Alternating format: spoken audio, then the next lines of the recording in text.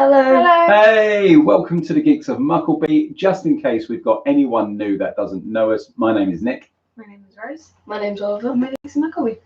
Hey. So we are on stream 2 of the Harry Potter read through. So basically, it doesn't matter when you come across this stream. Hey, Darth. Hey there. Hey, Darth. Doesn't matter when you come across this stream. It is just a case of you can either read along with us or you can simply listen. And we are basically going through the Harry Potter book series. So our first stream will be linked at some point to the one below. Hey, Corpse. Hey, Corpse, welcome. And so yeah, we are on. We're going to endeavour to do a chapter each of reading. Hey, Uriel. Per stream. Hi, Uriel. How are you? Hope your recovery is going well. And that's that. So the first bit. Hey, Sambam. How are you? Hope everything is well. Mm-hmm. So here we. Josh. Hello, Josh. How are you, buddy? Everyone's just saying hello to each other. So yes, we got through the first bit. I'm basically reading from the JK illustrated version, and on the Discord thread, in our Discord, we've got the book club thread, and any great illustrations, of which there are a lot. I'm just posting some of a few rough photos of the illustrations. So There's some cool looking keys. that is some very cool looking keys. I think that's going to have to be one of the pictures that I'll send there. We've got a really good picture of Hagrid. So without further ado, let's have a look. What have we got? James, the film is actually on live at the moment, I believe. What a coincidence. Oh, well, we're always going to loop to the film, aren't we? That is the beauty of streams that you can come back to. Ollie, why don't you take it away with Keeper of the Keys? Why don't you kick off? I'll take Diagon Alley, and Rose, that means that you can do the platform, the journey from platform 9 3/4. Awesome. Okay. Boom! They knocked again. Dudley jerked awake. Where's the cannon? He said stupidly. There was a crash behind them, and Uncle Vernon came skidding into the room. He was holding a rifle in his hands. Now they knew what had been in the long, thin package he had brought with them. Who's there? He shouted. I warn you, I'm armed. There was a pause. Then, smash! The door was hit with such a force that it swung clean off its hinges, and with a deafening crash landed flat on the floor. A giant of a man was standing in the doorway. His face was almost completely hidden by a long, shaggy mane of hair and a wild, tangled beard, but you could make out his eyes, glinting like black beetles under all the hair. The giant squeezed his way into the hut, stooping so that his head just brushed the ceiling. He bent down, picked up the door, and fitted it easily back into its frame. The noise of the storm outside dropped a little. He looked at them all. Couldn't make us a cup of tea, could you? It's not been an easy journey. He strode over to the sofa where Dudley sat frozen with fear. Budge up, you great lump, said the stranger. Dudley squeaked and ran to hide behind his mother, who was crouching, terrified, behind Uncle Vernon. And here's Harry, said the giant. He looked up into the fierce, wild, shadowy face and saw that the beetle eyes were crinkled in a smile. Last time I saw you, you was only a baby, said the giant. You look a lot like your dad, but you've got your mum's eyes. Uncle Vernon made a funny rasping noise. I demand that you leave at once, sir, he said. You are breaking and entering. Shut up, Dursley, you great prune, said the giant. He reached over the back of the sofa, jerked the gun out of Uncle Vernon's hands, bent it into a knot as easily as if it had been made of rubber, and threw it into the corner of the room. Uncle Vernon made another funny noise like a mouse being trodden on. Anyway, Harry, said the giant, turning his back on the Dursleys. "A very happy birthday to you. Got some for you here. I might have sat on it at some point, but it'll taste all right." From inside of the pocket of his black overcoat, he pulled a slightly squashed box. Harry opened it with trembling fingers. Harry thought this was going a bit far. He had been to school after all, and his marks weren't bad. "I know some things," he said. "I can, do maths and stuff." But Hagrid simply waved his hand and said, "About our world, I mean. Your world, my world, your parents' world." "What world?" Hagrid looked as if he was about to explode. "Dursley!" he boomed.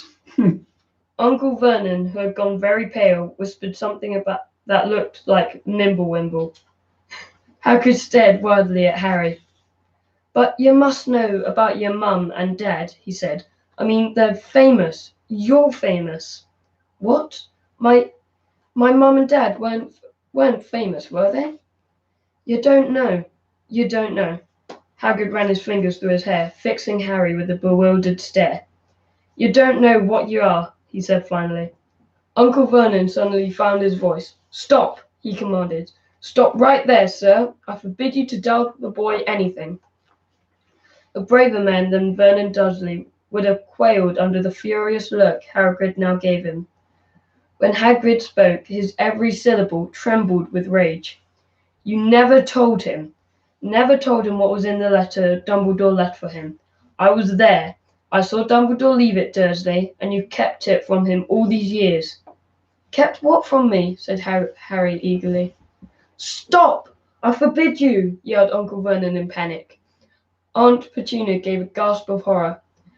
"Ah, go boil your heads, both of you," said Hagrid. "Harry, you're a wizard." There was silence inside the hut. Only the sea and the whistling wind could be heard. "I'm a what?" gasped Harry. "A wizard, of course," said Hagrid, sitting back down on the sofa, which groaned and sank even lower. "And a thumping good 'un, I'd say, once you've been trained up a bit. With a mum and dad like yours, what else would you be? And I reckon it's about time you read your letter." Harry stretched out his hand at last to take the yellowish envelope, addressed in emerald green, to Mr. H. Potter, the floor, hut on the rock, the sea. He pulled out the letter and read, "Hogwarts School of Witchcraft and Wizardry. Headmaster, Albus Dumbledore. Order of Merlin, First Class, Grand Sorcerer, Chief Warlock, Supreme Mugwump, International Confederation of Wizards. Dear Mr. Potter, we are pleased to inform you that you have a place at Hogwarts School of Witchcraft and Wizardry. Please find enclosed a list of all necessary books and equipment. Term begins on 1st September. We await your hour by no later than 31st of July. Yours sincerely, Minerva McGonagall, Deputy Headmistress." Questions exploded inside Harry's head like fireworks, and he couldn't decide which to ask first. After a few minutes, he stammered, "What does it mean? They await my owl." "Galloping gorgons. That reminds me," said Hagrid, clapping a head to his forehead with enough force to knock over a cart horse. And from yet another pocket inside his overcoat, he pulled an owl, a real live, rather ruffled-looking owl. A long quill and a roll of parchment with his tongue between his teeth, he scribbled a note which Harry could read upside down. "Dear Mr. Dumbledore, given Harry his letter, taking him to buy his things tomorrow. Weather's horrible. Hope you're well. Hagrid." Hagrid rolled up the note, gave it to the owl, which clamped it in its beak, went to the door and threw the owl out into the storm. Then he came back, sat down as though this was a normal thing, as normal as talking on the telephone. Harry realized his mouth was open and closed it quickly. Where was At that moment, Uncle Vernon, still ashen-faced, the firelight. "He's not going," he said. Hagrid grunted. "I'd like to see a great muggle like you stop him," he said. "A what?" said Harry, interested. "A muggle," said Hagrid. "It's what we call non-magic folk, like them. And it's your bad luck you grew up in a family of the biggest muggles I've ever laid eyes on. We swore when we took him in we'd stop put a stop to that rubbish, said Uncle Vernon. Swore we'd stamp it out of him. Wizard indeed. You knew, said Harry. You knew I'm a wizard. Knew? Shrieked Aunt Petunia suddenly. Knew. Of course we knew. How could you not be? My dratted sister being what she was. Oh, she got a letter just like that and disappeared off to that school and came home every holiday with her pockets full of frogs turning teacups into rats. I was the only one who saw her for what she really was, a freak. But for my mother and father, oh no, it was Lily this and Lily that. They were proud of having a witch in the family. She stopped to draw a deep breath and then went ranting on. It seemed she'd been wanting to say all this for years. Then she met that Potter boy at school, and they left and got married and had you. And of course I knew you'd be just the same, just as strange, just as abnormal. And then, if you please, she went and got herself blown up, and we got landed with you. Harry had gone very white. As soon as he found his voice, he said, Blown up? You told me they died in a car crash. Car crash? Roared Hagrid, jumping up so angrily that the Dursleys scuttled back to their corner. How could a car crash kill Lily and James Potter? It's an outrage, a scandal. Harry Potter not knowing his own story when every kid in our world knows his name. But why? What happened? Harry asked urgently. The anger faded from Hagrid's face. He looked suddenly anxious. I never expected this, he said in a low, worried voice. I had no idea. When Dumbledore told me there might be trouble getting hold of you, how much you didn't know. And Harry, I don't know if I'm the right person to tell you, but someone's gotta. You can't go off to Hogwarts not knowing. He threw a dirty look at the Dursleys. Well, it's best you know as much as I can tell you. Mind, I can't tell you everything. It's a great mystery, parts of it. He sat down, stared into the fire for a few seconds, and then said, It begins, I suppose, with a person called... But it's incredible you don't know his name. Everyone in our world knows. Who? Well, I don't like saying the name if I can help it. No one does. Why not? Gulping gargoyles, Harry. People are still scared. Blimey, this is difficult. See, there was this wizard who went bad. As bad as you could go. Worse. Worse than worse. His name was Hagrid gulped, but no words came out. Could you write it down? Harry suggested. Nah, can't spell it. All right. Voldemort. Hagrid shuddered. Don't make me say it again. Anyway, this wizard, about 20 years ago now, started looking for followers. Got them too. Some were afraid, some just wanted a bit of his power. Because he was getting himself power, all right. Dark days, Harry. Didn't know who to trust. Didn't dare get friendly with strange wizards or witches. Terrible things happened. He was taking over. Of course, some stood up to him, and he killed them. Horribly. One of the only safe places left was Hogwarts. Reckon Dumbledore's the only one you know who was afraid of. Didn't dare try taking the school. Not just then, anyway. Now your mum and dad were as good a witch and wizard as I ever knew. Head boy and girl at Hogwarts in their day. Suppose the mystery is why you know who never tried to get them on his side before. Probably knew they were too close to Dumbledore to want anything to do with the dark side. Maybe, he thought, he could persuade them. Maybe he just wanted them out of the way. All anyone knows is he turned up in the village where you was living on Halloween 10 years ago. You was just a year old. He came to your house and Hagrid suddenly pulled out a very dirty, spotted handkerchief and blew his nose, with a sound like a foghorn. Sorry, he said, but it's that sad. Knew your mum and dad, and nicer people you couldn't find. Anyway, you know who killed him. And then this is the real mystery of the thing. He tried to kill you too. Wanted to make a clean job of it, I suppose. Or maybe he just liked killing by then. But he couldn't do it. Never wondered how you got that mark on your forehead. That's no ordinary cut. That's what you get when a powerful, evil curse touches you. Took care of your mum and dad and your house even, but it didn't work on you. And that's why you're famous, Harry. No one ever lived after he decided to kill him. No one except you. And he killed some of the best wizards and witches of the age. The McKinnons, the Bones, the Pruitts, and you was only a baby, and you lived. Something very painful was going on in Harry's mind. As Hagrid's story came to a close, he saw again the blinding flash of green light more clearly than he had ever remembered it before. And he remembered something else, for the first time in his life. A high, cold, cruel laugh. Hagrid was watching him sadly. Took you from the ruined house myself on Dumbledore's orders.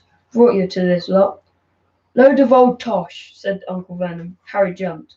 He had almost forgotten that the Dudleys were there. Uncle Vernon certainly seemed to have got back his courage. He was glaring at Hagrid, and his fists were clenched. Now, you listen here, boy, he snarled. I accept there's something strange about you. Probably nothing a good beating wouldn't have cured. Gosh. And as for all this about your parents, well, they were weirdos, no denying it. And the world's better off without them, in my opinion. Asked for all they got, getting mixed up with these wizarding types. Just what I expected. Always knew they'd come to a sticky end. But at that moment, Hagrid leapt from the sofa and drew a battered pink umbrella from inside his coat, pointing this at Uncle Vernon like a sword. He said, I'm warning you, Dursley. I'm warning you. One more word. In danger of being speared on the end of an umbrella by a bearded giant, Uncle Vernon's courage failed again. He fastened himself against the wall and fell silent. That's better, said Hagrid, breathing heavily, sitting back down on the sofa, which this time sagged right down to the floor. Harry, meanwhile, still had questions to ask. Hundreds of them. But what happened to you know who. Good question, Harry. Disappeared. Vanished. Same night he tried to kill you. Makes you even more famous. That's the biggest mystery, see? He was getting more and more powerful. Why'd he go? Some say you died. Codswallop, in my opinion. Dunno if he had enough human left in him to die. Some say he's still out there, biding his time, but I don't believe it. People who was on his side came back to us. Some of them came out kind of chances. Don't reckon they could have done if he was coming back. Most of us reckon he's still out there somewhere, but lost his powers. Too weak to carry on, because something about you finished him, Harry. There was something going on that night he hadn't counted on. I don't know what it was. No one does. But something about you stumped him all right. Hagrid looked at Harry with warmth and respect blazing in his eyes. But Harry, instead of feeling proud and pleased, felt quite sure that he had been a horrible mistake. A wizard. Him. How could he possibly be? He spent his life being clouted by Dudley and bullied by Aunt Petunia and Uncle Vernon. If he really was a wizard, why hadn't they been turned into warty toads every time they tried to lock him in his cupboard? If he'd once defeated the greatest sorcerer in the world, how come Dudley had always been able to kick him around like a football? Hagrid, he said quietly, I think you must have made a mistake. I don't think I can be a wizard. To his surprise, Hagrid chuckled. Not a wizard, eh? Never made things happen when you were scared or angry? Harry looked into the fire. Now he came to think about it. Every odd thing that he had ever made his aunt and uncle furious with him had happened when he, Harry, had been upset or angry. Chased by Dudley's gang, he had somehow found himself out of their reach. Dreading going back to school with that ridiculous haircut, he managed to grow it back.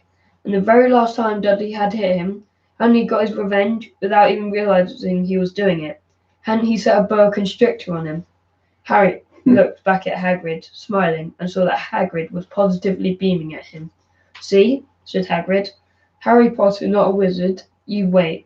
You'll be right famous at Hogwarts. But Uncle Vernon wasn't going to give in without a fight. Haven't I told you he's not going, he hissed. He's going to Stonewall High, and he'll be grateful for it. I've read those letters, and he needs all sorts of rubbish. Spellbooks and wands, and if he wants to go, a great muggle like you won't stop him, growled Hagrid. Stop Lily and James Potter going to Hogwarts? You're mad. His name's been down ever since he was born. He's off to the finest school of witchcraft and wizardry in the world. 7 years there, and he won't know himself. He'll be with youngsters of his own sort for a change, and he'll be under the greatest headmaster Hogwarts ever had, Albus I am not paying for some crackpot old fool to teach him magic tricks, yelled Uncle Vernon. But he had finally gone too far.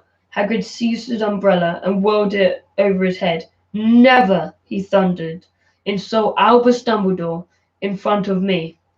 He brought the umbrella swishing down through the air to point at Dudley.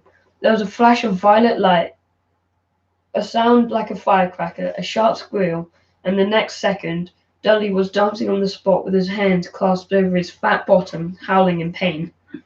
When he turned his back on them, Harry saw a curly pig's tail poking through a hole in his trousers. Uncle Vernon roared, pulling Aunt Petunia and Dudley into the other room. He cast one last terrified look at Hagrid and slammed the door behind them. Hagrid looked down at his umbrella and stroked his beard. Shouldn't have lost my temper, he said ruefully. But it didn't work anyway. Meant to turn him into a pig. But I suppose he was so much like a pig anyway, there wasn't much left to do. He cast a sideways look at Harry under his bushy eyebrows. Be grateful if you didn't mention that to anyone at Hogwarts, he said. I'm not supposed to do magic, strictly speaking. I was allowed to do a bit to follow you and get your letters to you and stuff.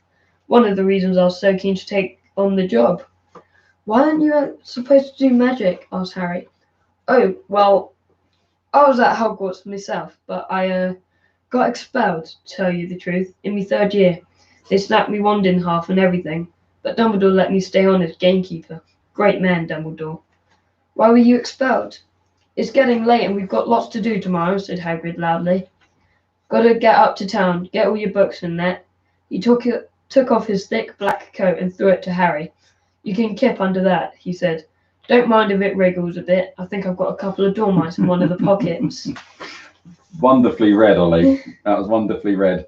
So I'm gonna do the next chapter, but just before we move on to that, guys. Well, I kind of flew through that. You did. You done well. There's a lot different to that part of the story. Yeah. To the actual film, isn't there? I prefer it like this. I mean, the bit, I can't get the bit out of my head when, you know, Hagrid crashes in and he's like, sorry about that. You know, that's what he does, doesn't he? So there is a lot different. So just catching up. Uncle Vernon really needs to watch his mouth. Give Hagrid a medal. Absolutely. Just catching up. Hello, everybody. Hi. Arsenal Manic, thank you for coming back. Yeah. Right, so I'm on to Diagon Alley. So basically, I've been taking pictures of some of the illustrations because there's some nice little bits. So that's been put onto the Discord bit. Thank you, Arsenal Maniac. Yeah. More entertaining than the average Arsenal Manic. You keep doing the same as me. Oh, right. He also reads better than 90% of the adult Arsenal fans. Adult football fans, full stop. Okay, are we ready? So we've got Diagon Alley. I love this bit in the book. I've got two really fabulous illustrations of Diagon Alley, which what I will do after, I mean, they're amazing, look. Yeah. So what I will do, once I've finished and get your bits and bobs, I will basically I'll picture some of these and photograph some of these. Anywho, here we go, chapter 5, Diagon Alley. Harry woke up early the next morning. Although he could tell it was daylight, he kept his eyes shut tightly. It was a dream, he told himself firmly. I dreamt a giant called Hagrid came to tell me I was going to a school for wizards. When I open my eyes, I will be at home in my cupboard. There was suddenly a loud tapping noise, and there's Aunt Petunia knocking on the door, Harry thought, his heart sinking. But he still didn't open his eyes. It had been such a good dream. Tap, tap, tap. All right, Harry mumbled. I'm getting up. He sat up and Hagrid's heavy coat fell off him. The hut was full of sunlight. The storm was over. Hagrid himself was asleep on a collapsed sofa, and there was an owl rapping its claw on the window, a newspaper held in its beak. Harry scrambled to his feet, so happy he felt as though a large balloon was swelling inside him. He went straight to the window and jerked it open. The owl swooped in and dropped the newspaper on top of Hagrid, who didn't wake up. The owl then fluttered onto the floor and began to attack Hagrid's coat. Don't do that. Harry tried to wave the owl away, out of the way, but it snapped its beak fiercely at him and carried on scavenging the coats. Hagrid, said Harry loudly, there's a owl. Pay him. Hagrid grunted into the sofa. What? That's what he wants paying for delivering the paper. Look in the pockets. Hagrid's coat seemed to be made of nothing but pockets. Bunches of keys, slug pellets, balls of string, mint humbugs, tea bags. Finally, Harry pulled out a handful of strange-looking coins. Give him 5 nuts, said Hagrid sleepily. Nuts? The little bronze ones. Harry counted out 5 little bronze coins, and the owl, held out its leg so he could put the money into a small leather pouch tied to it. Then it flew off through the open window. Hagrid yawned loudly, sat up and stretched. Best be off, Harry. Lots to do today. Got to get up to London and buy all your stuff for school. Harry was turning over the wizard's coins and looking at them. He had just thought of something which made him feel as though the happy balloon inside him got a puncture. Hagrid, said Hagrid, who was pulling on his huge boots. I haven't got any money. And you heard Uncle Vernon last night. He won't pay for me to go and learn magic. Don't worry about that, said Hagrid, standing up and scratching his head. Do you think your parents didn't leave you anything?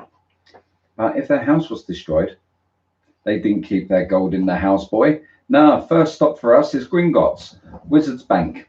Have a sausage. They're not bad cold. And I wouldn't say no to a bit of your birthday cake neither.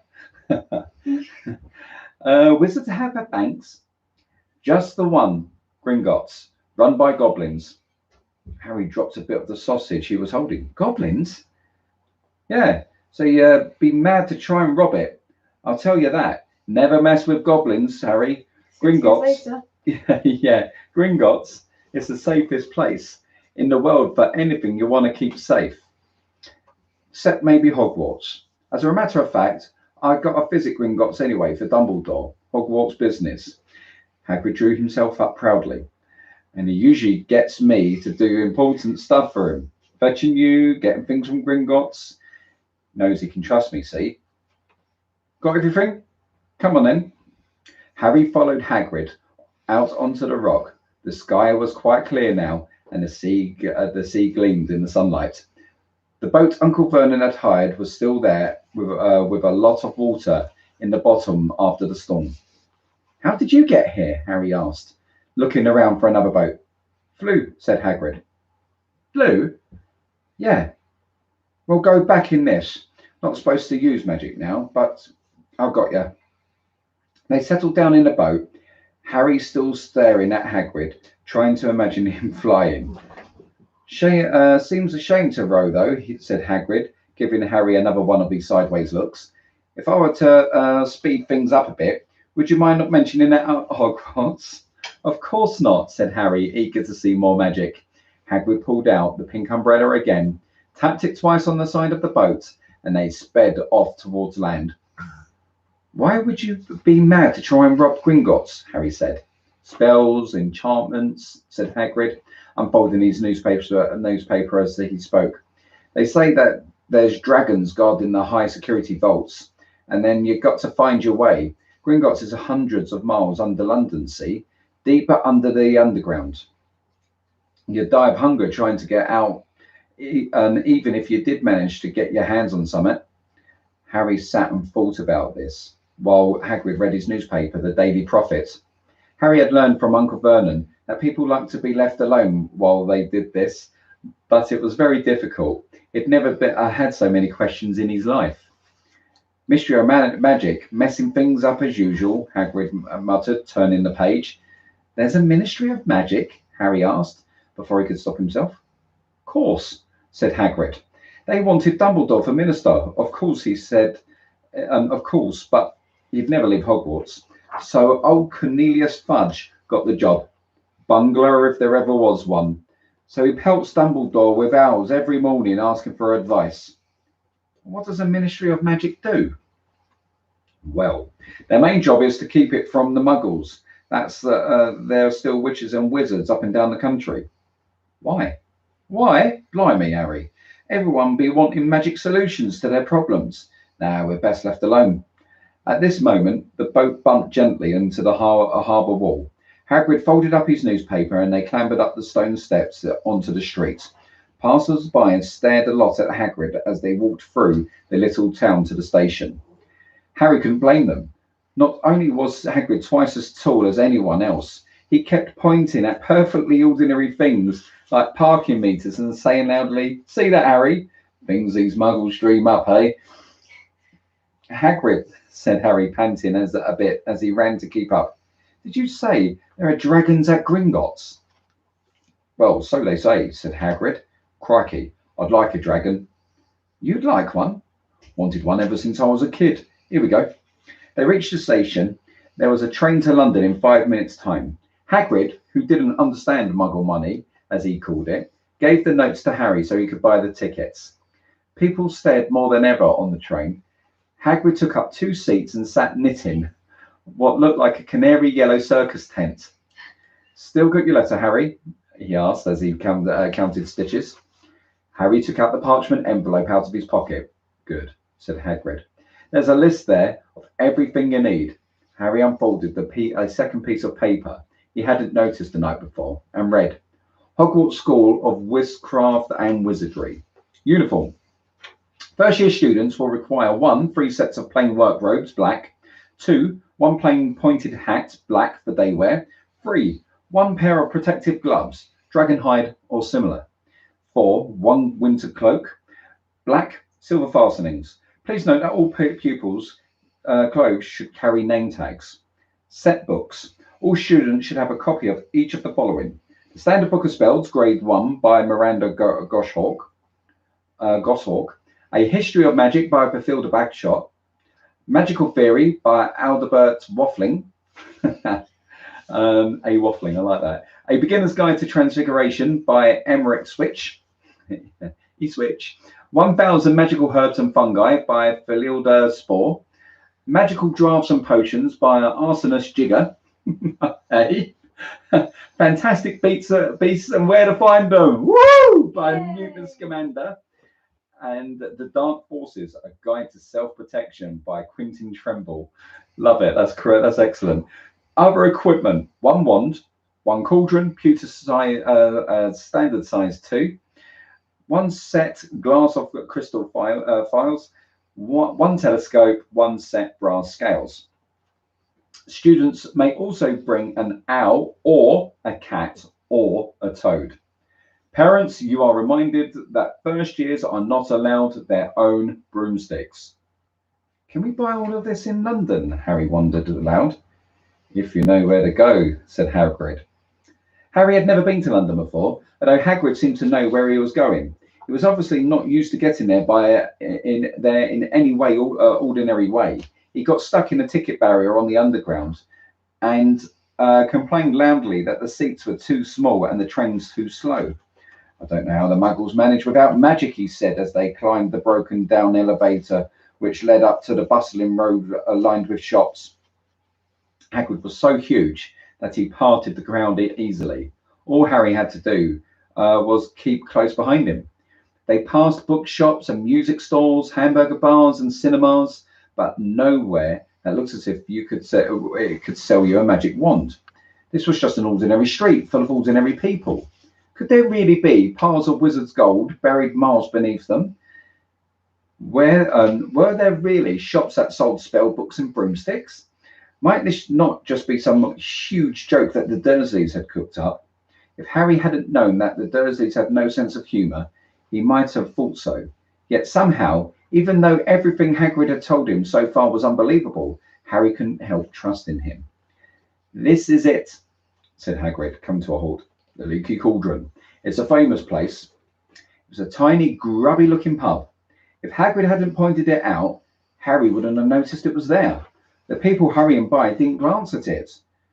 Their eyes slid from the big bookshop on one side to the record shop on the other, as if they couldn't see the Leaky Cauldron at all. In fact, Harry had the most peculiar feeling that only he and Hagrid could see it. Before he mentioned this, Hagrid had steered him inside. For a famous place, it was very dark and shabby. A few old women were sitting in a corner drinking tiny glasses of sherry. One of them was smoking a long pipe. A little man in a top hat was talking to the old barman, who was quite bald and looked like a gummy walnut. The low buzz of chatter stopped when they walked in. Everyone seemed to know Hagrid. They waved and smiled at him, and the barman reached for a glass, saying, "The usual, Hagrid." "Can't, Tom. I'm on a Hogwarts business," said Hagrid, clapping his great hand on Harry's shoulder and making Harry's knees buckle. "Good Lord," said the barman, peering at Harry. Can this be?" The leaky cauldron had suddenly gone completely still and silent. "Bless my soul," whispered an old barman. "Harry Potter! What an honour!" He hurried out from behind the bar, rushed towards Harry and seized his hand, tears in his eyes. "Welcome back, Mr. Potter. Welcome back."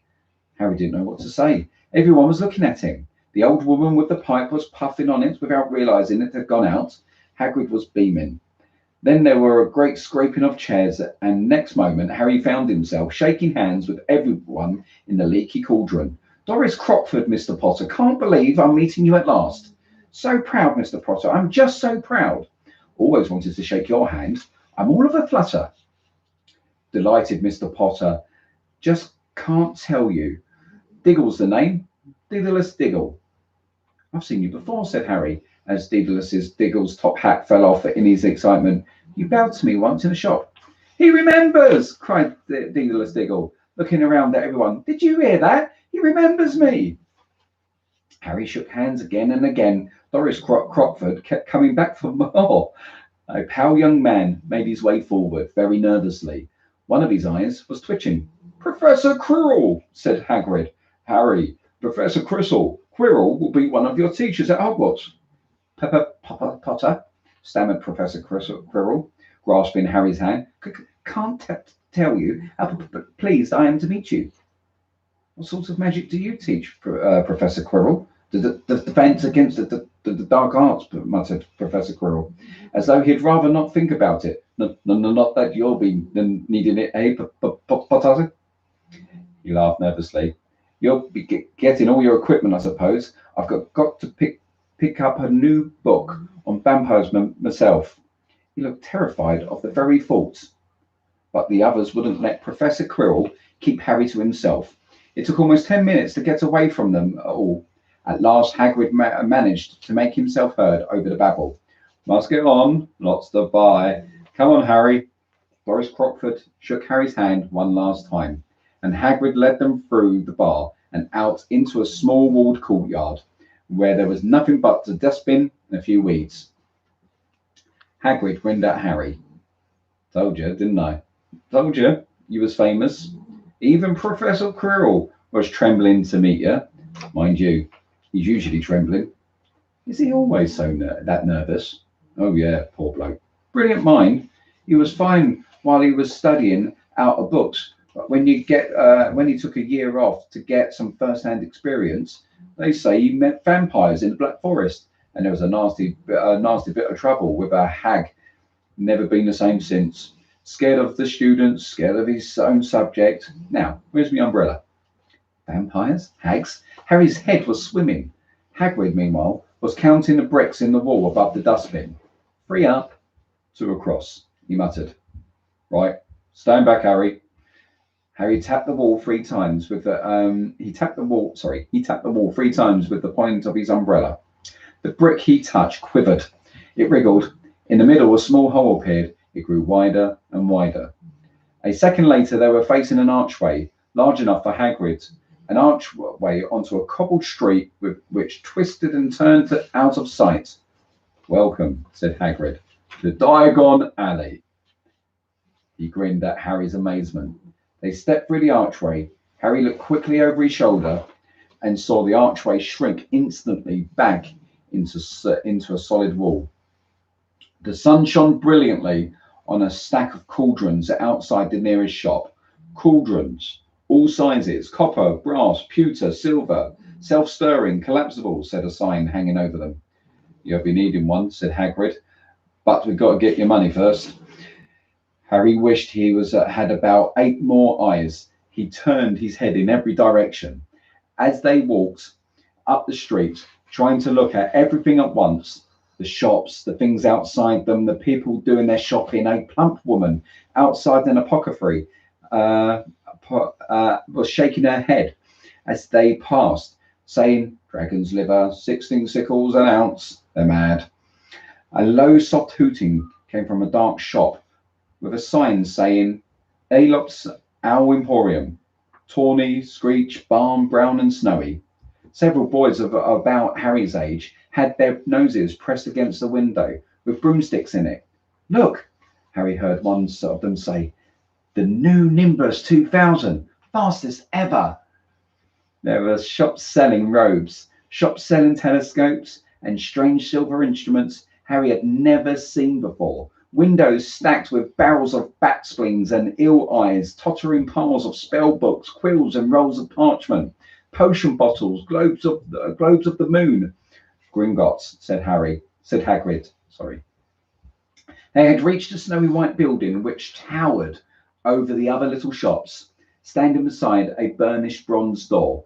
Wearing a uniform of scarlet and gold was, "Yeah, that's a goblin," said Hagrid quietly as they walked up to the white stone steps towards him. The goblin was about a head shorter than Harry and had a swarthy, clever face, a pointed beard, and Harry noticed very long fingers and feet. He bowed as they walked inside.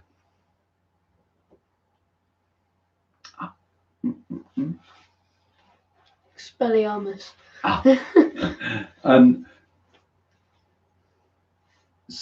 Walked inside. Now they were facing a second pair of doors, silver this time, with words engraved upon them. "Enter, stranger, but take heed of those await the sin of greed. For those who take but do not earn must pay dearly in their turn. So if you seek beneath our floors a treasure that was never yours, thief, you have been warned. Beware of finding more than treasure there." I like that. "Like I said, you'd be mad to try and rob it," said Hagrid. A pair of goblins bound them through the silver doors, and they were in a vast marble hallway. About 100 more goblins were sitting on high stools behind a long counter, scribbling in large ledgers, weighing coins on brass scales, examining precious stones through eyeglasses. There were too many doors to count leading off the hall, and yet more goblins were showing people in and out of these. Hagrid and Harry made for the counter. Is everything okay, chat?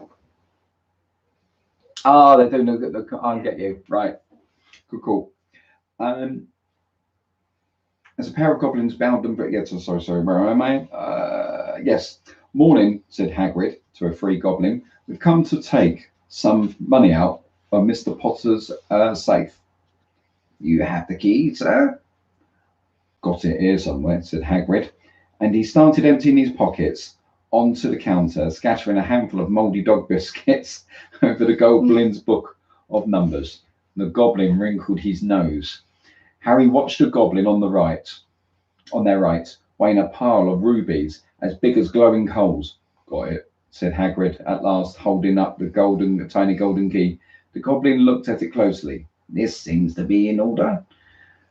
"And I've got a letter here from Professor Dumbledore," said Hagrid importantly, throwing out his chest. "It's about you-know-what in vault 713. The goblin read the letter carefully. "Very well," he said, handing it back to Hagrid. "I will have someone take you down to the boat fort. Griphook!" Griphook was just another goblin. Once Hagrid had crammed all the dog biscuits back inside his pockets, he and Harry followed Griphook towards one of the doors leading off the hall. "What's the you-know-what in vault 713, Harry asked. "Can't tell you that," said Hagrid mysteriously. "Very secret. Hogwarts business. Dumbledore trusts me more than my job's worth to tell you that." Hagrid held the door open for them. Griphook held the door open for them. Harry, who had expected more marble, was surprised. They were in a narrow stone passageway lit with flaming torches. It sloped steeply downwards, and there were little railway tracks on the floor. Griphook whistled, and a small car came hurtling up the tracks towards them. They climbed in, Hagrid with some difficulty, and were off. At first, they just hurtled through a maze of twisting passages. Harry tried to remember left, right, left, middle, fork, right, left, but it was impossible.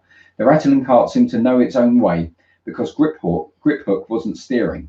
Harry's eyes stung as the cold air rushed past them, but he kept them wide open. Once he thought he saw a burst of fire at the end of a passage and twisted around to see if it was a dragon, but too late. They plunged even deeper, passing an underground lake where huge stalactites and stalagmites grew from the ceiling and the floor. I never know, Harry called to Hagrid over the noise of the cart. What's the difference between a stalagmite and a stalactite? Stalagmite's got an M in it, said Hagrid. And you don't ask me questions now. I think I'm going to be sick. He did look very green, and when the cart stopped at last beside a small door in the passageway, Hagrid got out and had to lean against the wall to stop his knees trembling. Griphook unlocked the door. A lot of green smoke came billowing out as it cleared. Harry gasped. Inside were mounds of gold coins, columns of silver, heaps of little bronze nuts. All yours, smiled Hagrid. All Harry's? It was incredible.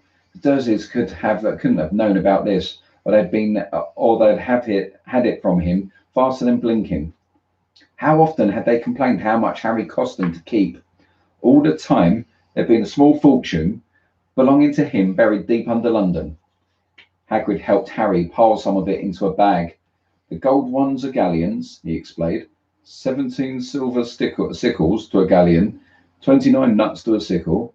It's easily enough. Right, that should be enough for a couple of turns. We'll keep the rest safe for you. He turned to Griphook. Vault 713 now, please, he said. Can we go more slowly? One speed only, said Griphook. Relentless. They were going deeper now and gathering speed.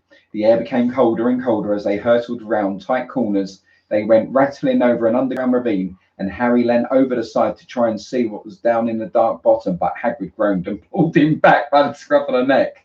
Vault 713 had no keyhole. Stand back, said Griphook importantly. He stroked the door gently with one of his long fingers, and it simply melted away. If anyone but a Gringotts goblin tried that, they'd be sucked through the door and trapped in there. Oh, sorry, it's Griphook talking. If anyone but a Gringotts goblin tried that, they'd be sucked through the doorway and trapped in there, said Griphook. How often do you check to see if anyone's inside? Harry asked. About once every 10 years, said Griphook, with a real nasty grin. Something really extraordinary had to be inside this top security vault, Harry was sure. He leant forward eagerly, expecting to see a fabulous jewels, and at the very least. But at first he thought it was empty. Then he noticed a grubby little package wrapped up in brown paper lying on the floor. Hagrid picked it up and tucked it deep inside his coat. Harry longed to know what it was, but knew better to ask. Come on, back to this infernal cart, and don't talk to me on the way back. It's best I keep my mouth shut, said Hagrid. One wild cart ride later, they stood blinking in the sunlight outside Gringotts. Harry didn't know where to run first now that he had a bag full of money. He didn't have to know how many galleons there were to a pound to know that he was holding more money than he had had in his whole life.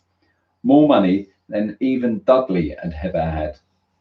Might as well get your uniform, said Hagrid, nodding towards Madame Malkin's robes for all occasions. Listen, Harry, would you mind after I slip off for me pick-me-up in the leaky cauldron? Ate them Gringotts carts.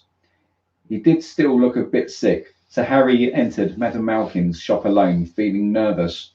Madame Malkin was a squat, smiling witch, dressed in mauve. Hogwarts, dear, she said, when Harry started to speak. Got the lot here. Another young man being fitted up just now, in fact. In the back of the shop, a boy with pale, pointed face was standing on a footstool, while a second witch pinned up his long black robes. Madame Malkin stood, Harry on a stool next to him. slipped a long robe over his head and began to pin it to the right length. "Hello," said the boy. "Hogwarts too?" "Yes," said Harry. "My father's next door buying my books, and my mother's up the street looking at wands," said the boy. He had a bored, drawling voice. "Then I'm going to drag them off to look at racing brooms. I don't see why first years can't have their own brooms. I think I'll bully father into getting me one. I'll smuggle it somehow." Harry was strongly reminded of Dudley. "Have you got your own broom?" the boy went on. "No," said Hagrid. "Play Quidditch at all?" "No," Harry said again, wondering what on earth Quidditch could be. "I do. Father says it's a crime if I'm not picked to play for my house, and I must say I agree. You know what house you're in yet?" "No," said Harry, feeling more stupid by the minute. "Well, no one really knows until they get there, do they? But I know I'll be Slytherin. All our family have been. Imagine being a Hufflepuff. I think I'd leave, wouldn't you?" Said Harry, wishing he could say something a bit more interesting.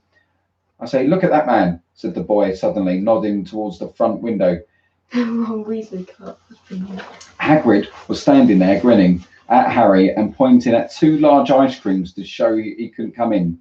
"That's Hagrid," said Harry, pleased to know something the boy didn't. "He works at Hogwarts." "Oh," said the boy. "I've heard of him. He's some sort of servant, isn't he?" "He's the gamekeeper," said Harry. He was liking the boy less and less every second. "Yes, exactly. I heard he's a sort of savage. Lives in a hut in the school grounds, and every now and then he gets drunk and tries to do magic and ends up setting fire to his bed." "I think he's brilliant," said Harry coldly. "Do you?" said the boy with a slight sneer. Why? Is he with you? Where are your parents?" "They're dead," said Harry shortly. He didn't feel much like going into the matter with this boy. "Oh, sorry," said the other, not sounding sorry at all. "But they were our kind, weren't they?" "They were a witch and a wizard, if that's what you mean." "I really don't think they should let the other sort in, do you?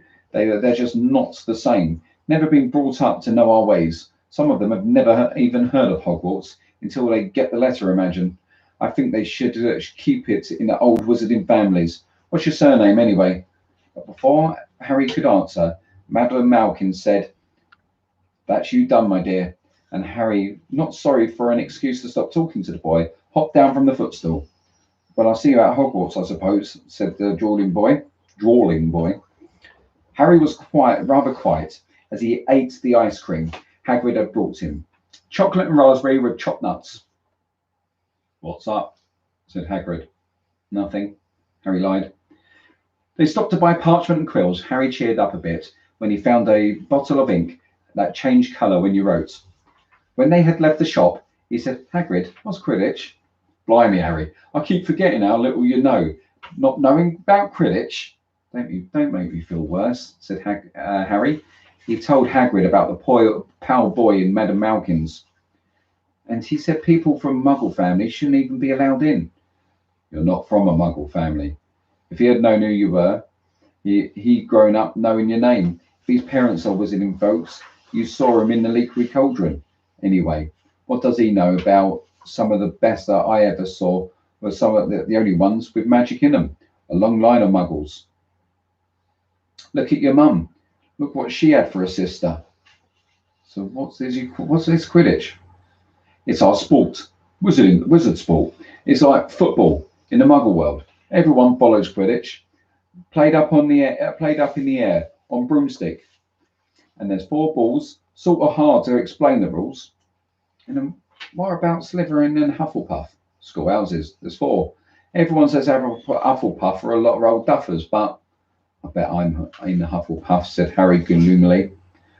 "Better Hufflepuff than Slytherin," said Hagrid darkly. "There's not a single witch or wizard who went bad who weren't in Slytherin. You know who was one.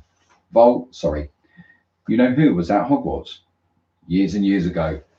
They brought Harry school books in the shop called Flourish and Blots, where the shelves were stacked up to the ceiling with books as large as paving stones, bound in leather, books the size of postage stamps covered in silk, books full of peculiar symbols, and a few books with nothing in them at all. Even Dudley, who had never read anything, would have been wild to get his hands on some of these.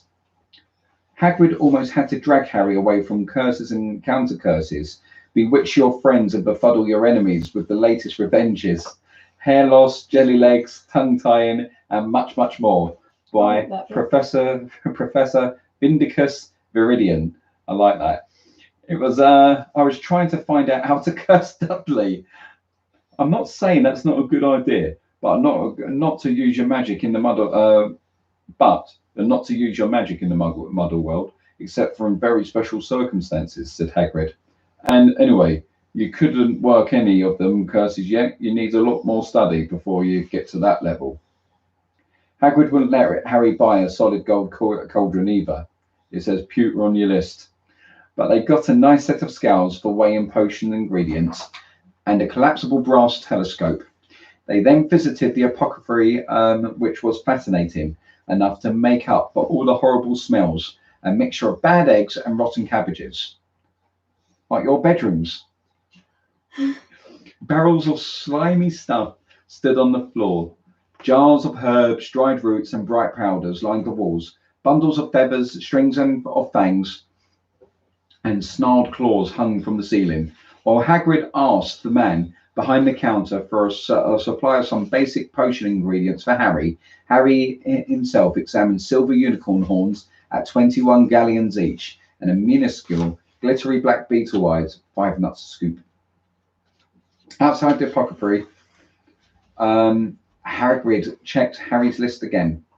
"It's just your wand left." "Oh, yeah, and I still haven't got your birthday present." Harry felt himself go red. "You don't have to." "I know I don't have to. Tell you what, I'll get your animal. Not a toad. Toads went out fashion years ago. You'll be laughed at. And I don't like cats, they make me sneeze. I'll get you an owl. All kids want owls. They're dead useful, carrying your post and everything." 20 minutes later, they left Elop's Owl Emporium, which had been dark and full of rustling and flickering jewel bright eyes. Harry now carried a large cage which held a beautiful snowy owl, fast asleep with her head under her wing. He couldn't stop stammering his thanks, sounding just like Professor Quirrell. "Don't mention it," said Hagrid gruffly. "Don't expect you had a lot of presents from them Dursleys. Just Ollivanders left now. Only place for wands. Ollivanders, and yeah, got to have the best wand." Magic wand. This was what Harry had been really looking forward to. The last shop was narrow and shabby. Peeling gold letters over the door read, "Ollivanders, maker of fine wands since 382 BC. A single wand lay on a faded purple cushion in the dusty window. A tinkering bell rang somewhere in the depths of the shop as they stepped inside. It was a tiny place except for a single spindly chair which Hagrid sat on to wait. Harry felt strange as though he had entered this very strict library. He swallowed a lot of new questions which had just occurred to him and looked instead at thousands of narrow boxes piled neatly right up to the ceiling. For some reason, the back of his neck prickled. The very dust and silence in here seemed to tingle with some secret magic. "Good afternoon," said a voice. Harry jumped. He must have jumped too, because there was a loud crunching noise, and he got quickly off the spindly chair. An old man was standing before them, his wide pale eyes shining like moons through the gloom of the shop. "Hello," said Harry awkwardly. Yes," said the man. Yes. I thought I'd be seeing you soon, Harry Potter." It wasn't a question. "You have your mother's eyes. Seems only yesterday she was in here buying herself buying her first wand. 10¼ inches long, swishy, made of willow, nice wand for charm work." Mr. Ollivander moved closer to Harry. Harry wished he would blink.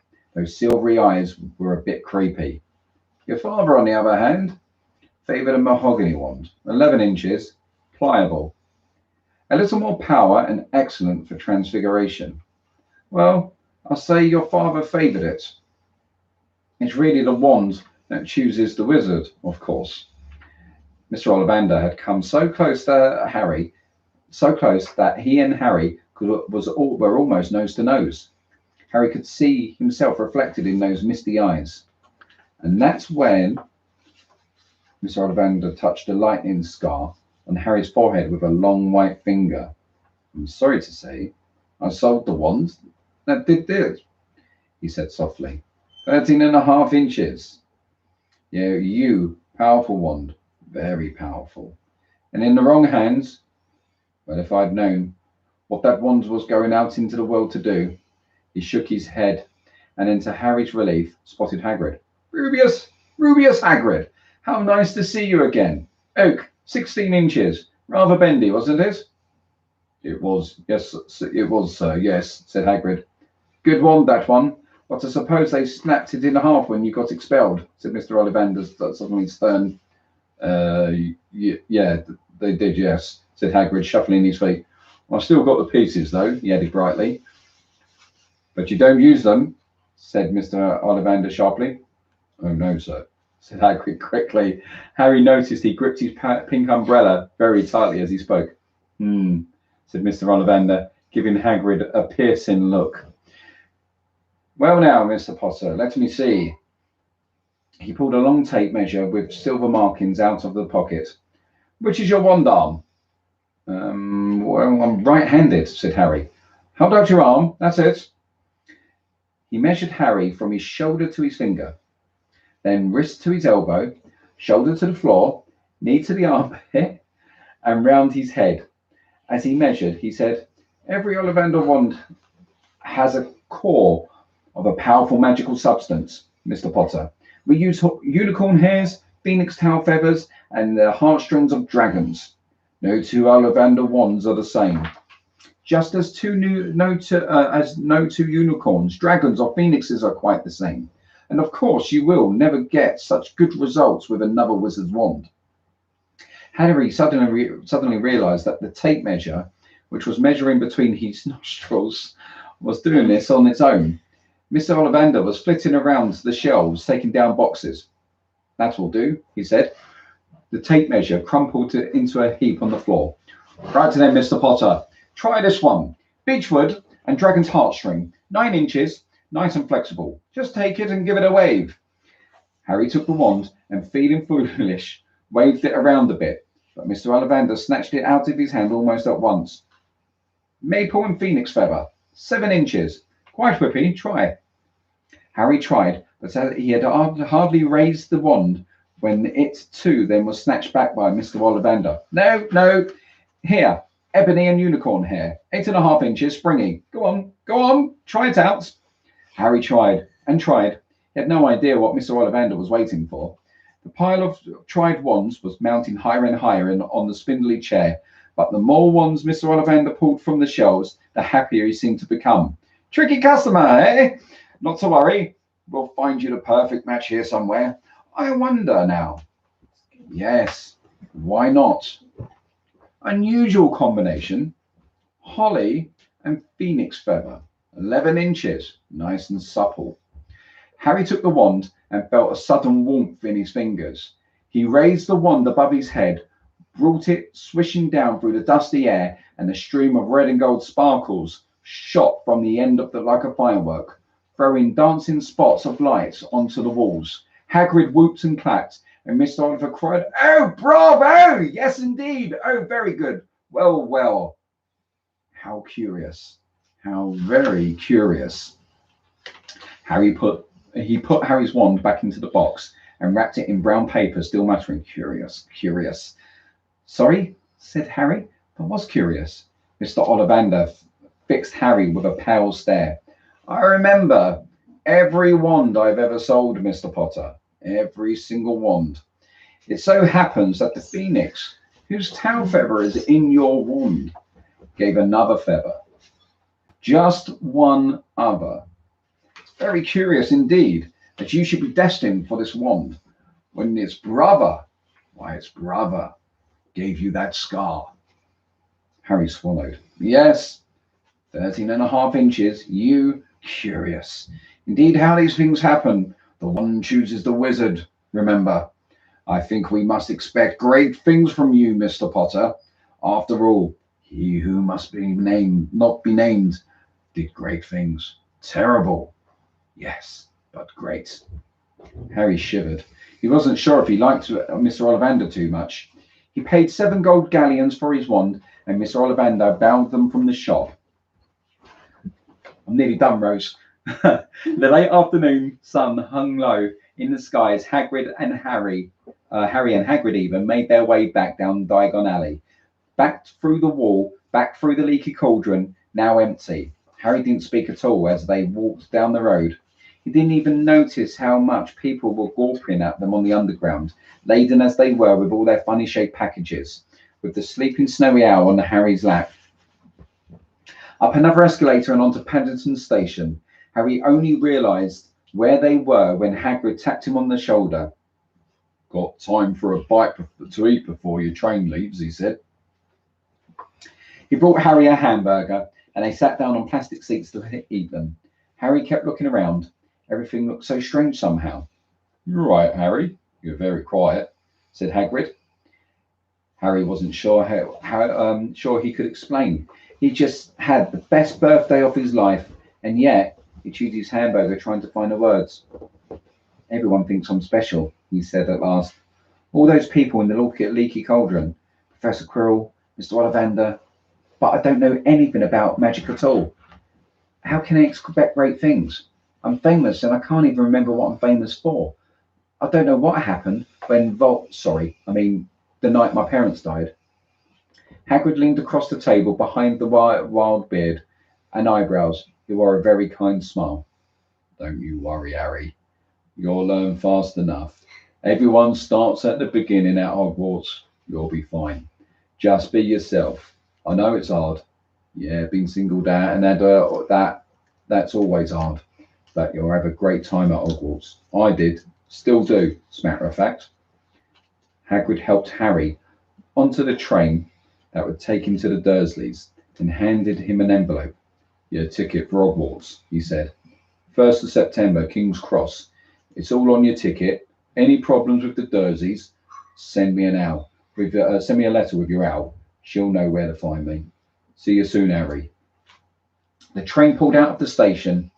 Harry wanted to watch Hagrid until he was out of sight. He rose into his seat and pressed his nose against the window. He blinked and Hagrid was gone.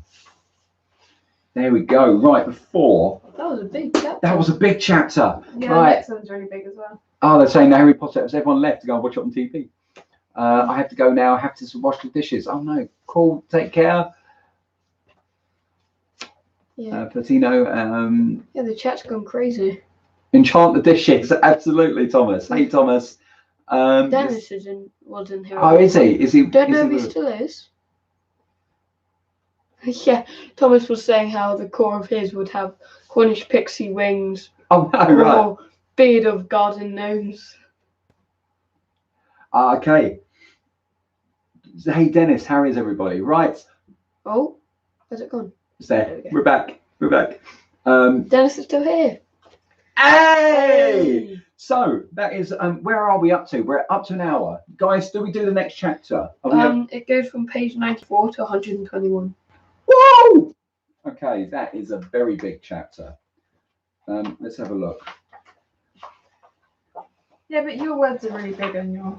Yeah, let me have let's see what I've For got me, on my it's page. 18 pages, which is the same amount of pages as yours. Okay. It's quite a few. It is.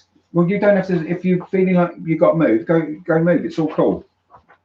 It's okay. I'm sincerely. If you want to go, Ollie. That is all cool.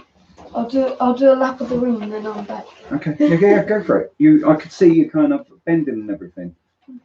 No. 1 minute. Rose, I was just trying to see. Is it really that big a chapter? Yeah. It was the same as yours.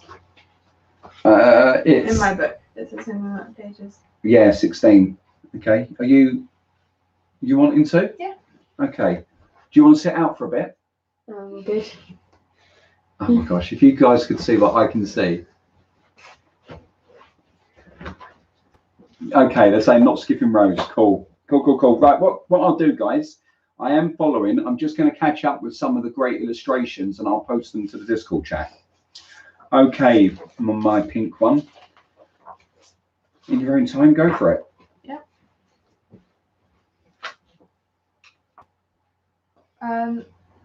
Harry's last month with the Dursleys wasn't fun. True, Dudley was now scared of Harry. Now so scared of Harry, he wouldn't stay in the same room, while Aunt Petunia and Uncle Vernon didn't shut Harry in his cupboard, force him to do anything, or shout at him. In fact, they didn't speak to him at all. Half terrified, half furious, they acted as though any chair with Harry in it was empty. Although this was an improvement in many ways, it did become a bit depressing after a while. Harry kept to his room with his new alpha company. He had decided to call her Hedwig, a name he'd found in a history of magic. His school books were very interesting. He lay on his bed, reading late into the night, Hedwig swooping in and out of the open window as she pleased. It was lucky that Aunt Petunia didn't come into Hoover anymore, because Hagrid kept bringing back dead mice. Every night before he went to sleep, Harry ticked off another day on the piece of paper he had pinned to the wall, counting down to September the 1st. On the last day of August, he thought he'd better speak to his aunt and uncle about getting to King's Cross Station the next day. So he went down to the living room where they were watching a quiz show on television. He cleared his throat to let them know he was there, and Dudley screamed and ran from the room. Uncle Vernon grunted to show he was listening. I need to be at King's Cross Station tomorrow to go to Hogwarts. Uncle Vernon grunted again. Would it be all right if you gave me a lift? Grunt. Grunt. Harry supposed that meant yes. Thank you. He was about to go back upstairs when Uncle Vernon actually spoke.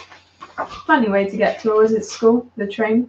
Magic carpets all got punctures, had they? Harry didn't say anything. Where is this school anyway? I don't know, said Harry, realizing this for the first time. He pulled the ticket Hagrid gave him out of his pocket. I just take the train from platform 9 3/4 at 11 o'clock. His aunt and uncle stared. Platform what? 9 3/4. Don't talk rubbish, said Uncle Vernon. There is no platform 9 3/4. It's on my ticket. Barking, said Uncle Vernon. Howling mad, the lot of them. You'll see. Just wait. All right, we'll take you to King's Cross tomorrow anyway, or I wouldn't bother. Why are you going things friendly? Taking Dudley to hospital. Got to have that ruddy tail removed before he goes to Smartings. Harry woke at 5 o'clock the next morning and was too excited and nervous to get back to sleep. He got up and pulled on his jeans because he didn't in his wizard's robe. He'd change on the train. He checked his Hogwarts list yet again to make sure he had everything he needed. Saw that Hedwig was shut safely in her cage and then paced the room, waiting for the Dursleys to get up. 2 hours later, Harry's huge, heavy trunk had been loaded into Dursey's car. Aunt Petunia had talked Dudley into sitting next to Harry as they had set off. They reached King's Cross Station at 10:30. Uncle Vernon dumped Harry's trunk onto a trolley and wheeled it to the station for him. Harry thought this was strangely kind until Uncle Vernon stopped dead, facing the platforms with a nasty grin on his face. Well, there you are, boy. Platform 9.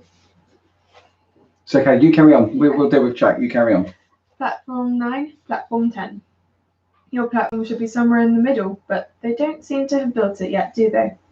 He was quite right, of course. There was a big plastic number 9 over the one platform, and a big plastic number 10 over the one next to it. And in the middle, nothing at all. Have a good time, said Uncle Vernon, in an even nastier smile. He left without another word. Harry turned and saw the Dursleys drive away. All three of them were laughing. Harry's mouth went rather dry. What on earth is he going to do? He was starting to attract a lot of funny looks because of Hedwig. He'd have to ask someone. He stopped a passing guard, but didn't dare mention the platform 9 3/4. The guard had never heard of Hogwarts, and when Harry couldn't even tell him what part of the country it was in, he started to get annoyed, as though Harry was being stupid on purpose. Getting desperate, Harry asked for the train that left at 11 o'clock, but the guard said there wasn't one. In the end, the guard strode away, muttering about time wasters. Harry was now trying hard not to panic. According to the large clock on the arrivals board, he had 10 minutes left to get on the train to Hogwarts, and he had no idea how to do it. He was stranded in the middle of a station with a trunk he could hardly lift, a pocket full of wizard money, and a large owl. Hagrid must have forgotten to tell him something he had to do, like tapping the third brick on the left to get into Diagon Alley. He wondered if he should get out his wand and start tapping a ticket box between platforms 9 and 10. At that moment, a group of people passed behind him, and he caught just a few words of what they were saying. Packed with moguls, of course. Harry swung around. There was a plump woman who was talking to 4 boys, all with flaming red hair. Each of them were pushing a trunk like Harry's in front of them. They had an owl. Heart hammering, Harry pushed his trolley after them. They stopped, and so did he, just near enough to hear what they were saying. "Now, what's the platform number?" said the boy's mother. 9 3/4, piped a small girl, also red-headed, who was holding her hand. "Mum, can't I go?" "You're not old enough, Ginny. Now be quiet." "All right, Percy, you go first." What looked like the oldest boy marched towards the platforms 9 and 10. Harry watched, careful not to blink in case he missed it. But just as the boy reached the divide between the 2 platforms, a large crowd of tourists came swarming in front of him, and by the time the last rucksack had cleared away, the boy had vanished. "Fred, you next," the plump woman said. "I'm not Fred, I'm George," said the boy. "Honestly, woman, you call yourself our mother. Can't you tell I'm George?" "Sorry, George, dear. I'm only joking. I am Fred," said the boy, and off he went. His twin called after him to hurry up, and he must have done, because a second later he had gone.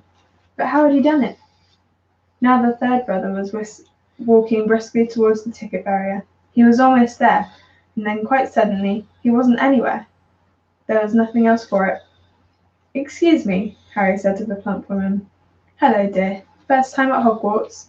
"Ron's new too," she said. She pointed at the last and the youngest of all her sons. He was tall, thin, and gangling, with freckles, big hands and feet, and a long nose.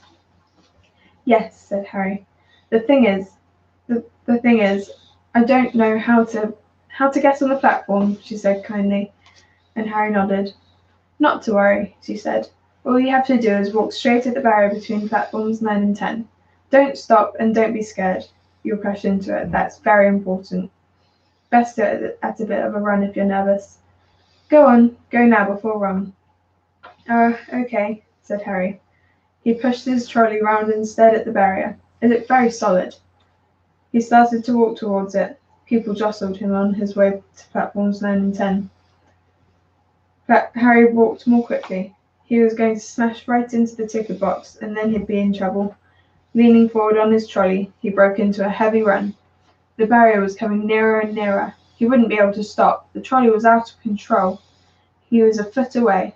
He closed his eyes, ready for the crash. It didn't come. He kept on running. He opened his eyes. A scarlet steam engine was waiting next to a platform packed with people. A sign overhead said Hogwarts Express, 11 o'clock. Harry looked behind him and saw a wrought iron archway where the ticket box had been, with the words platform 9 3/4 on it. He had done it. Smoke from the engine drifted over the heads of the chattering crowd, whilst cats of every colour wound here and there between their legs. Owls hooted to each other in a disgruntled sort of way over the babble and scraping of heavy trunks. The first few carriages were already packed with students, some hanging out of the window to talk to their families, some fighting over seats. Harry pushed his trolley down the platform in search of an empty seat. He passed the round-faced boy who was saying, "Gran, I've lost my toad again." "Oh, Neville," he heard the old woman sigh. A boy with dreadlocks was surrounded by a small crowd. "Give us a look, Lee. Go on." The boy lifted the lid of the box in his arms, and the people around him shrieked and yelled as something inside poked out a long hairy leg. Harry pressed through the crowd until he found an empty compartment near the end of the train. He put Hedwig inside first, and then started to shove and heave his trunk towards the train door.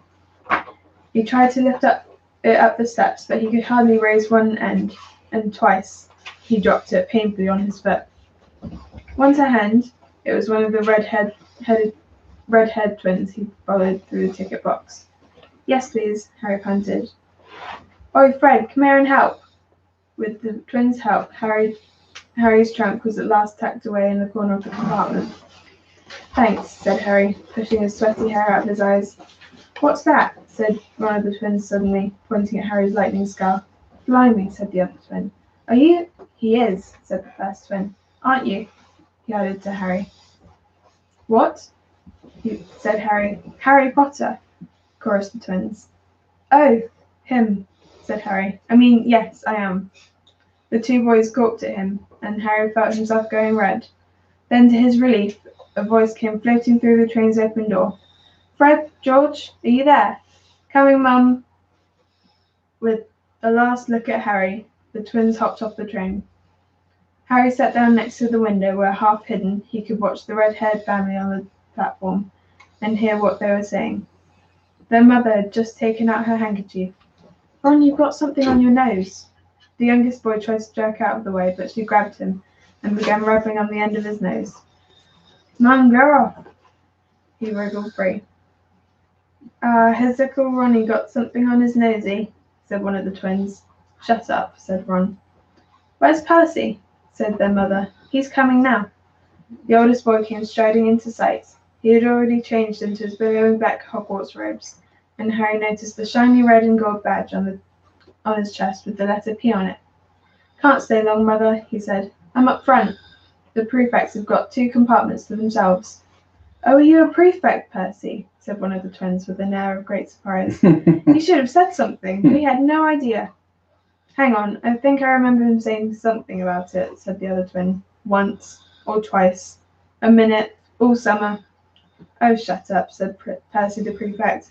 How come Percy gets new robes anyway? Said one of the twins. Because he's a prefect, said their mother fondly. All right, dear. Well, have a good term. Send me an hour when you get there. She kissed Percy on the cheek and he left. Then she turned to the twins. Now you two, this year, you behave yourselves.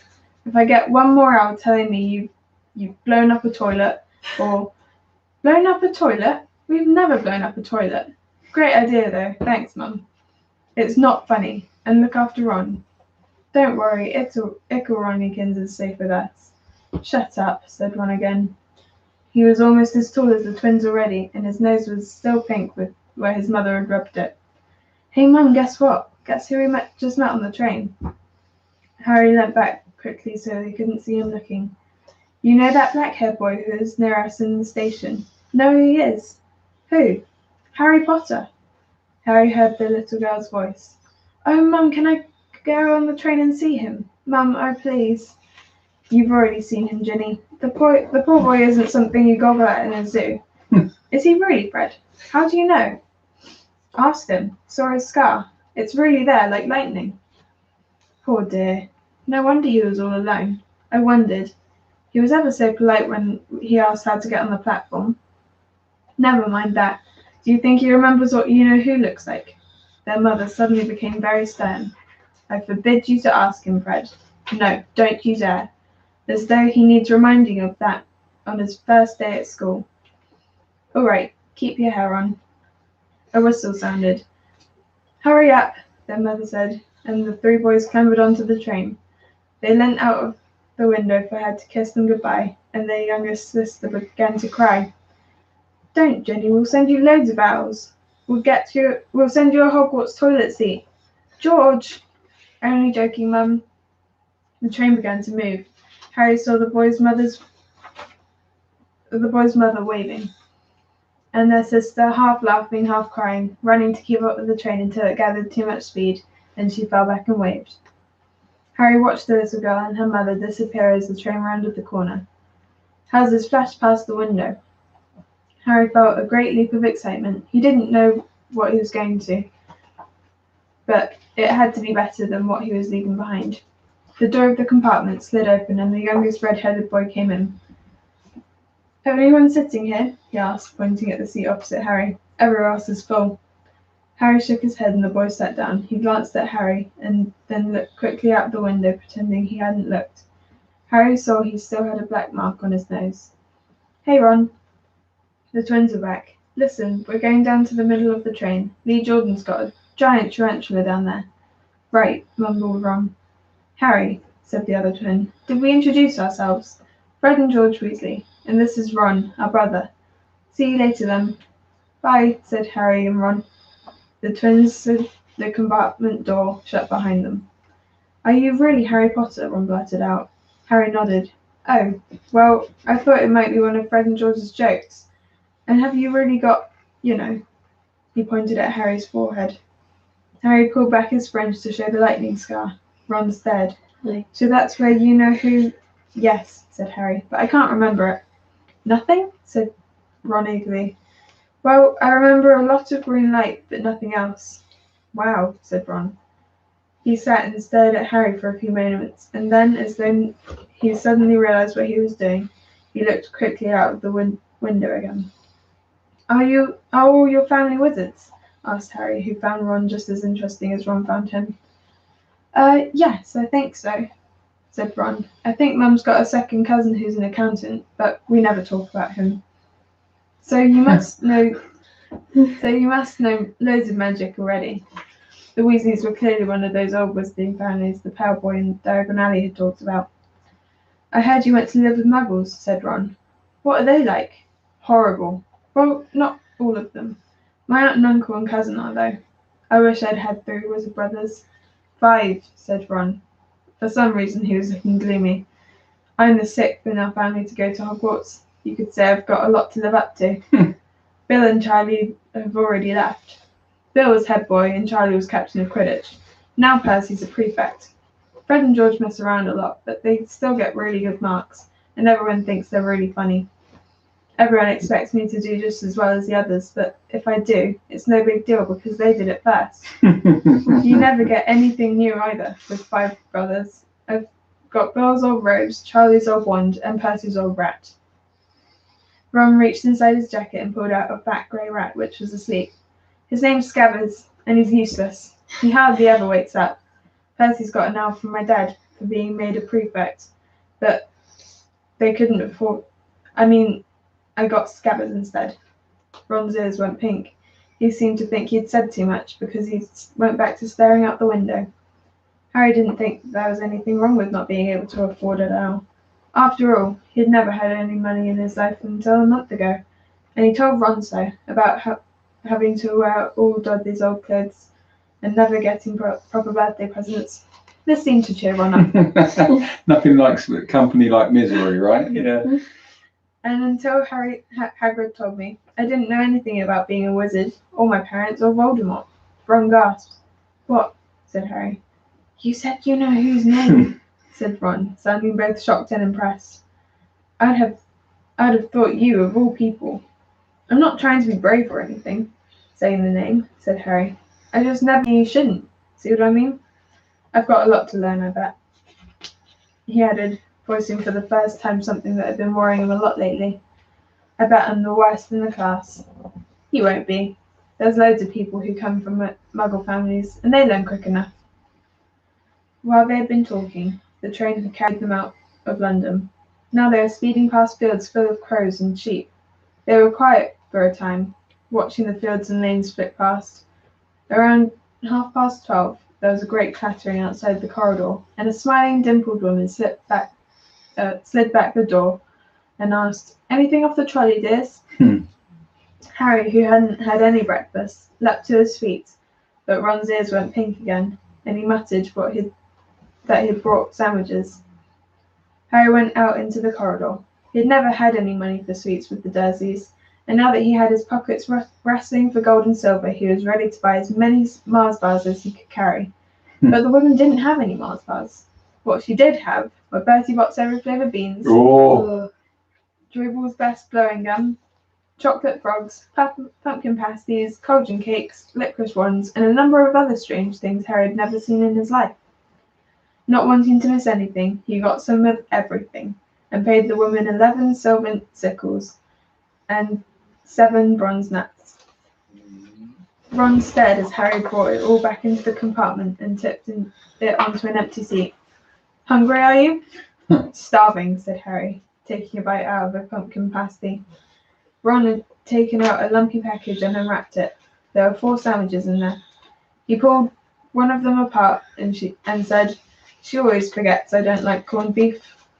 Swap you for one of these," said Harry, holding up a pastry. "Go on." "You don't want this. It's all dry," said Ron. "She hasn't got much time," he added quickly, with 5 of us. "Go on, have a pasty," said Harry, who had never had anything to share before, or indeed anyone to share it with. It was a nice feeling sitting there with Ron, eating their way through all Harry's pasties and cakes. The sandwiches lay forgotten. "What are these?" Harry asked Ron, holding a pack of chocolate frogs. "They're not really frogs, are they?" He was starting to feel that nothing would surprise him. "No," said Ron, "but see what the card is. I'm missing Agrippa." Agrippa? Yeah, we go with it, yeah. What? Oh, of course you wouldn't know. Chocolate frogs have cards inside them, to collect. Famous witches and wizards. I've got about 500, but I haven't got Agrippa or... Pulp, you mean? Yeah, that. Harry unwrapped his chocolate frog and picked up the card. It showed a man's face. He wore half-moon glasses and a long crooked nose, and flowing silver hair, beard and moustache. Underneath the picture the name was Albus Dumbledore. "So this is Dumbledore," said Harry. "Don't tell me you've never heard of Dumbledore," said Ron. "Can I have a frog? I might get Agrippa, thanks." Harry turned over his card and read Albus Dumbledore, currently headmaster of Hogwarts, considered by many the greatest wizard of modern times. Professor Dumbledore is particularly famous for his defeat of the Dark Wizard Grindelwald in 1945, for the discovery of 12 uses of dragon's blood, and his work on alchemy with his partner Nicholas Flamel. Professor Dumbledore enjoys chamber music and ten-pin bowling. Harry turned the card over and saw, to his astonishment, that Dumbledore's face had disappeared. "He's gone." "Well, you can't expect him to hang around all day. He'll be back." "No, I've got Morgana again. I've got about 6 of her. Do you want it? You can start collecting." Ron's eyes strayed to the pile of chocolate frogs waiting to be unwrapped. "Help yourself," said Harry. But in, the Muggle world, the people just stay put in photos. "Do they? What, they don't move at all?" Ron sounded amazed. "Weird." Harry stared as Dumbledore sidled back into the picture on his card and gave him a small smile. Ron was more interested in eating the frogs than looking at the famous witches and wizards cards, but Harry couldn't keep his eyes off them. Soon he had not only Dumbledore and Morgana, but Hengist of Woodcroft, Alberic Grunion, Cerise, Paracelsus. and Merlin. He finally tore his eyes away from the druidess Cleodina, who was scratching her nose, to open a bag of Bertie Bott's every flavour beans. "You want to be careful with those," Ron warned Harry. "You do. When they say every flavour, they mean every flavour. You get all the ordinary ones like chocolate and peppermint and marmalade, but then you get spinach and liver and tripe. George reckons he had a bogey flavoured one once." Ron picked up a green bean, looked at it carefully, and bit into the corner. "Ugh, see? Sprouts." A minute, just there. If you've not seen the girls do the bean flavoured challenge, we have that somewhere in our video history. Hilarious. The girls have actually done this. Yeah, go on, Rose. They had a good time eating the other flavour beans. Harry got toast, coconut, baked bean, strawberry, curry, grass, coffee, sardine, and was even brave enough to nibble the end off of a funny grey one which Ron wouldn't touch, which turned out to be pepper. The countryside is now flying past the window, which was becoming wilder. The neat fields had gone. Now there were woods, twisting rivers, and dark green hills. There was a knock on the door of their compartment, and the round-faced boy Harry had passed on platform 9 and 3/4 came in. He looked tearful. "Sorry," he said, "but have you seen a toad at all?" When they shook their heads, he wailed, "I've lost him. He keeps getting away from me." "He'll turn up," said Harry. "Yes," said the boy miserably. "Well, if you see him." He left. "Don't know why he's so bothered," said Ron. "If I'd brought a toad, I'd lose it as quick as I could. Mind you, I brought Scabbers, so I can't talk." The rat was still snoozing on Ron's lap.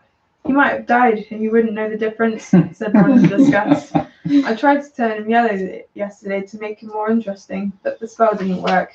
I'll show you, look." He rummaged around in his trunk and pulled out a very battered-looking wand. It was chipped in places and something white was glinting at the end. Unicorn hairs nearly poking out. Anyway, he had raised his wand just enough when the compartment door stood open again. The toadless boy was back, but this time he had a girl with him. She was already wearing her new Hogwarts robes. "Has anyone seen a toad? Neville's lost one," she said. She had a sort of bossy tone of voice, lots of bushy brown hair, and rather large front teeth. "We've already told him we haven't seen it," said Ron. But the girl wasn't listening. She was looking at the wand in his hand. "Oh, are you doing magic? Let's see it, then." She sat down. Ron looked taken aback. All right." He cleared his throat. "Sunshine, daisies, buttermellow. Turn the stupid fat rat yellow." He waved his wand, but nothing happened. Scabbers stayed grey and fast asleep. "Are you sure that's a real spell?" said the girl. "Well, it's not very good, is it? I've tried a few simple spells just for practice, and it's all worked for me. Nobody in my family is magic at all. It was ever such a surprise when I got my letter, but I was ever so pleased. Of course, I mean, it's the very best school of witchcraft there is, I've heard. I've learnt a lot. I've learnt all of our sets of books off by heart, of course. I just hope it'll be enough. I'm Hermione Granger, by the way. Who are you?" She said this all very fast. Harry looked at Ron and was relieved to see by his stunned face that he hadn't learnt all the set of books off by heart either. "I'm Ron Weasley," Ron muttered. "Harry Potter," said Harry. "Are you really?" said Hermione. "I know all about you, of course. I've got a few extra books for background reading, and you're in modern magical history, and the rise and fall of the dark arts, and great wizarding events of the 20th century. "Am I?" said Harry, feeling dazed. "Goodness, didn't you know? I'd have found out everything I could if it was me," said Hermione. "Do either of you know what house you'll be in?" "I've been asking around, and I hope I'm in Gryffindor. It sounds by far the best. I hear Dumbledore himself was one, but I suppose Ravenclaw wouldn't be too bad. Anyway, we'd better go and look for Neville's toad. You two had better change, you know. I expect we'll be there soon." She left, taking the toadless boy with her. "Whatever house I'm in, I hope she's not in it," said Ron. He threw his wand back into his trunk. "Stupid spell. George gave it to me. Bet he knew it was dead." "What house are your brothers in?" asked Harry. "Gryffindor," said Ron. Gloom seemed to be settling on him again. "Mum and Dad were in it too. I don't know what they'll say if I'm not. I don't suppose Ravenclaw would be too bad, but imagine if they put me in Slytherin." "That's the house you know who was in." "Yeah," said Ron.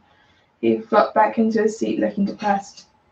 "You know, I think the ends of Scabbers' whiskers are a bit lighter," said Harry, trying to take Ron's mind off of houses. "So what do your oldest brothers do now that they've left, anyway?"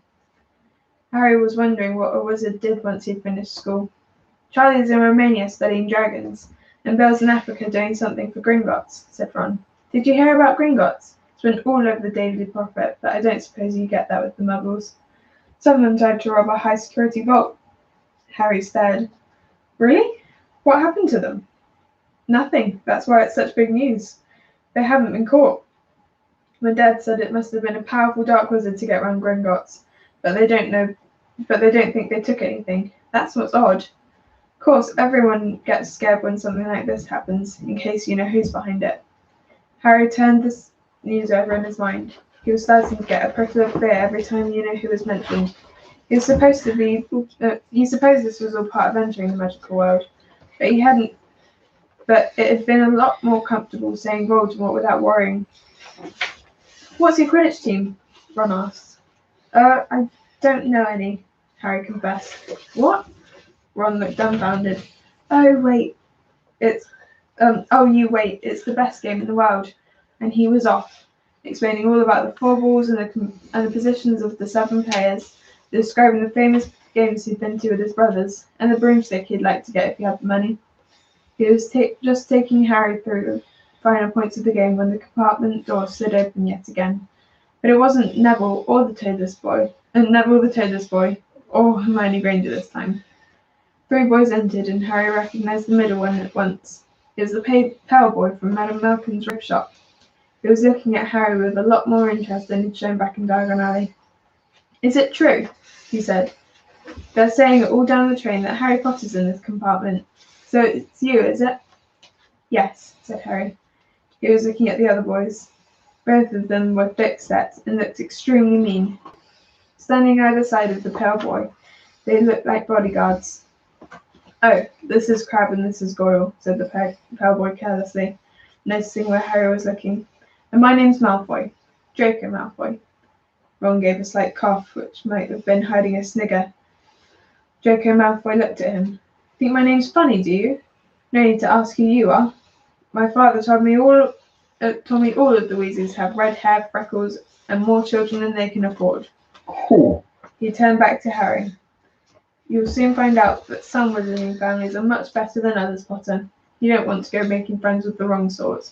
I can help you there." He held out his hand to shake Harry's, but Harry didn't take it. "I think I can tell who the wrong sort are for myself, thanks," he said coolly. Malfoy didn't go red, but a pink tinge appeared on his pale cheeks. "I'd be careful if I were you, Potter," he said slowly. "Unless you're a bit politer, you'll go the same way as your parents. They didn't know what was good for them either. You hang around with riffraff like the Weasleys and that Hagrid, and it'll rub off on you." Both Harry and Ron stood up. Ron's face was as red as his hair. "Say that again," he said. "Oh, you're going to fight us, are you?" Malfoy sneered.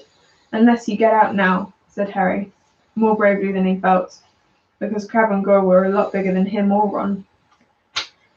"But we don't feel like leaving, do we, boys? We've eaten all our food, and you still seem to have some."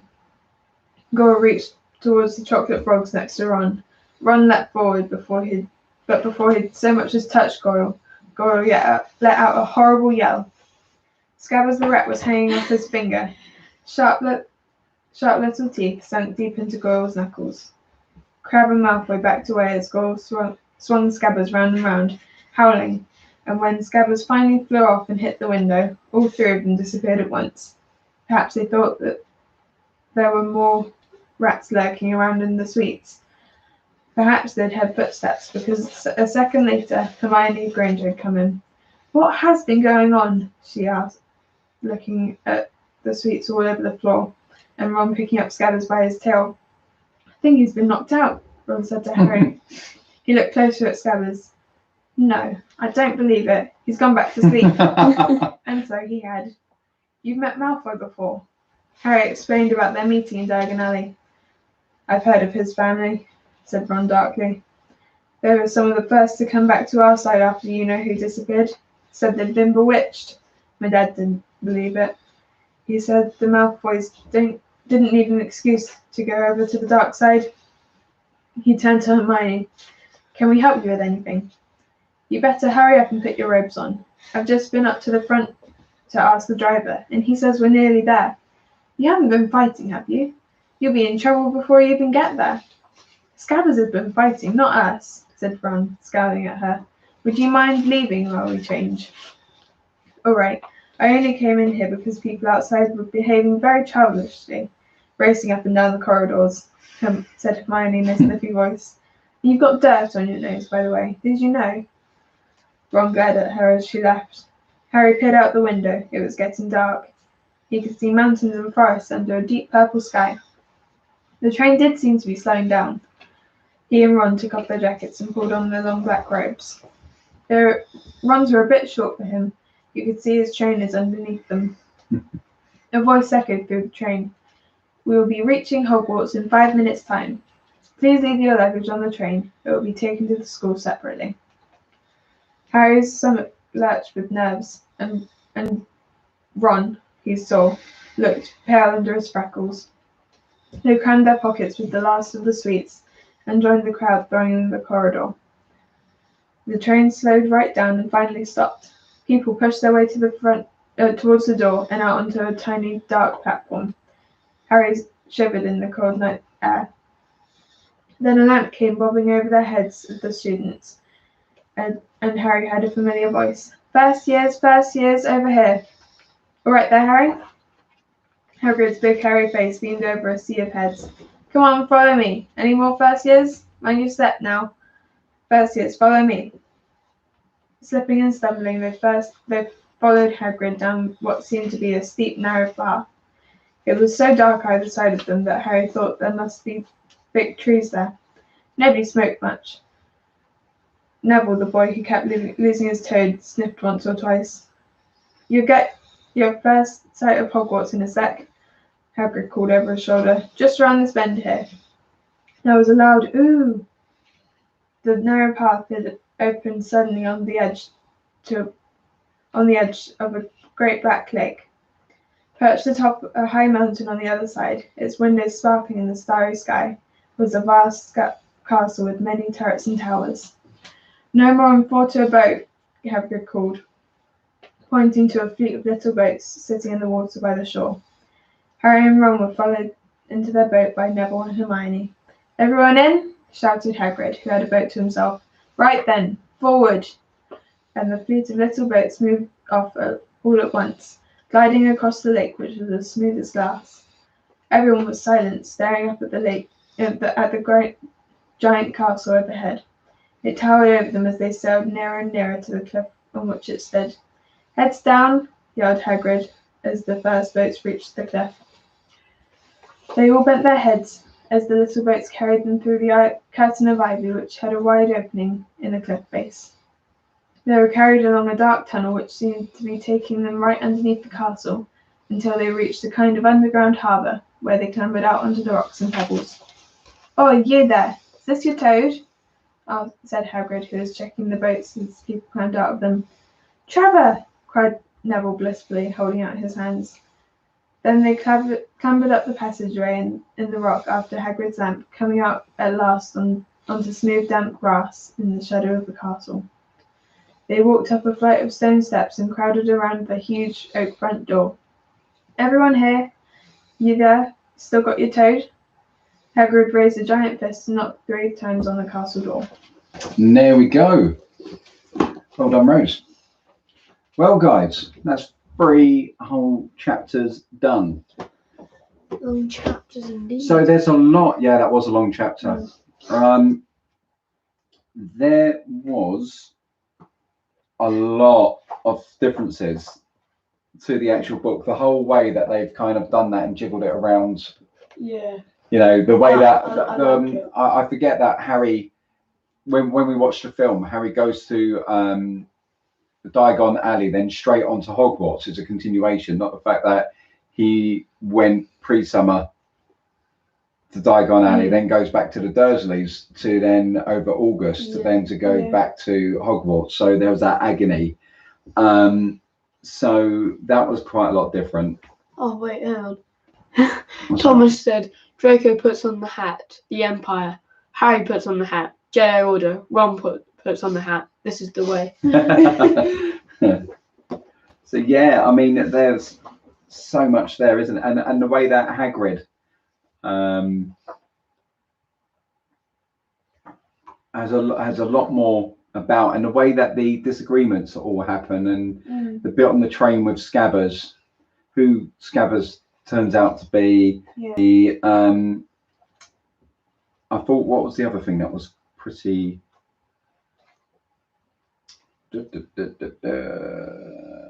oh, the amount of wands that Harry kind of went through, and there was kind of a hint to it in the films, wasn't it? But not quite to that extent, and how he was being all measured up. And I prefer what happened in the book. to kind Well, of. in the book, Just on you a have, random, like, tricky in questions. films, you have a limited amount of time to tell the story. Of course you do. So Of course you do. there's things that you don't get to add in, but with the books, you just get to say everything. Yeah. So there you go, guys. How's it working for you? Is it remotely? Sitting back home with the Dursleys while having his wand. How can you not do You blatantly magic? would, wouldn't you? Yeah. It'd be like just he making. doesn't know the rules yet, does he? So he. Well, probably Hagrid's kind of agree with hinted at, has mentioned it. it. But you would I'll make be a chair waiting. leg disappear, wouldn't you, when they sit down? I would probably. I'd wave my wand and hope something interesting happens. Yeah. Because I wouldn't know how to cast spells yet, so I'd be like. Yes. But according to me, we've done quite a lot already. Yeah. So what we might do, if they are really long, wow, that's fantastic. Look at Hagrid's hut image, really cool.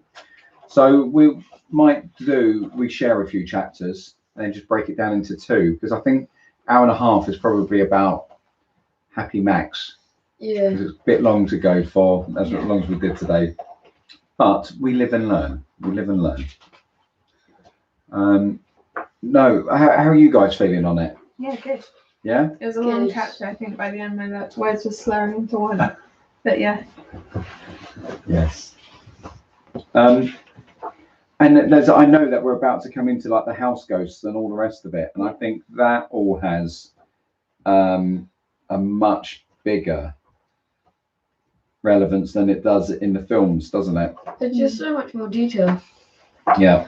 I mean, they find out that it's Harry because Fred and George help him onto the train with all the luggage and everything, and Mrs. Weasley likes him from like the moment she meets him.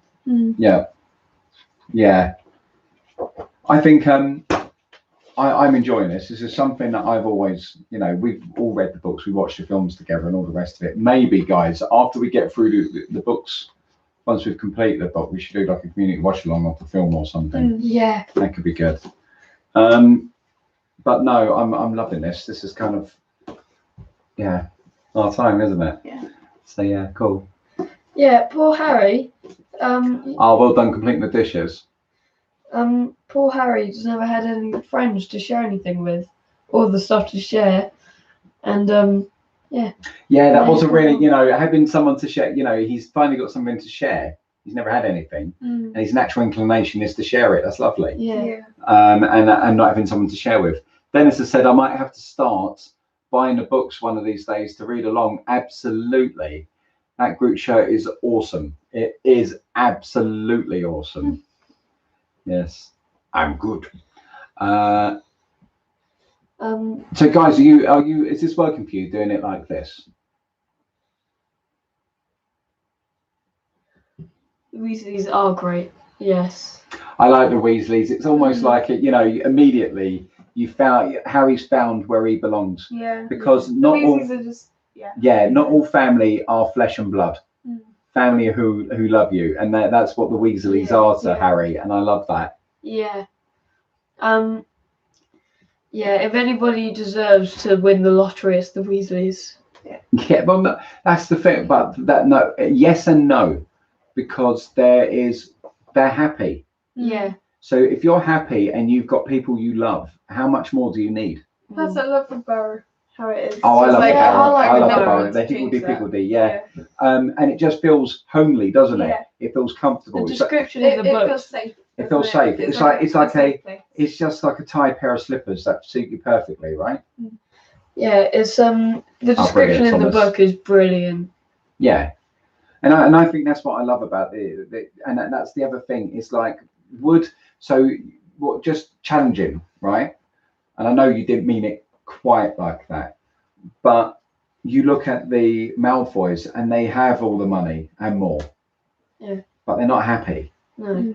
They're not better for it. They're not. It hasn't made them better people. And then you look at the Weasleys, and they don't have a lot, but they're happy and they're together. Yeah. And there's more love and happiness in that household than you've got in the Malfoys. They're a very welcoming family. They are. They are a very welcoming. Oh, vacation in Hobbiton or the Burrow. Oh, I think I'd go with the Burrow for me. Really? Yeah. I think I would go to the borough and say to them, hey guys, you know what would be a really good idea? If you could put this house in Hobbiton and get them to use magic to do it. I would quite like to have one of the tents. You know, the tent that comes later.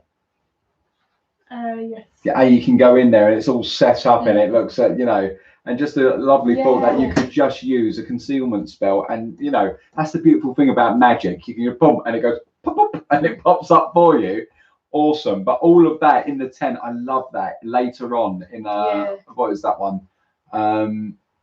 That is the Goblet of Fire. Yeah, that in the film. I love that tent. Yeah, it is. Yeah, it is. Yeah.